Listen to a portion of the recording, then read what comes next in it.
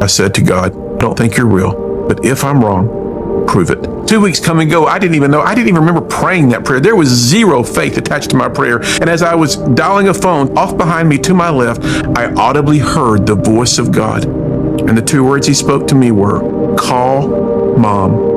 I didn't hesitate. The phone rang 6 times, 7 times. On the 8th ring, my mother answered the telephone, and when she said hello, instantly I knew something was terribly wrong. When I hear God say to me, call Mom, and I did so, my mother was attempting suicide. Ran out of my office, jumped into my car, drove Interstate 75 in Chattanooga, Tennessee, and I drove up this interstate, and I talked to this God I did not know. God, help! I can't save my mom, but you can.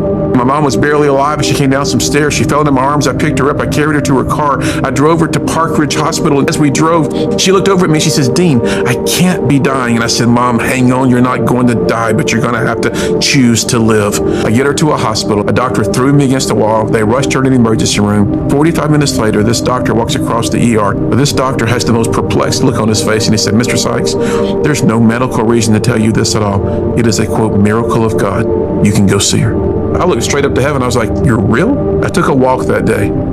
I could take you to the spot in Park Ridge Hospital where I leaned against the wall and I had an encounter with Jesus.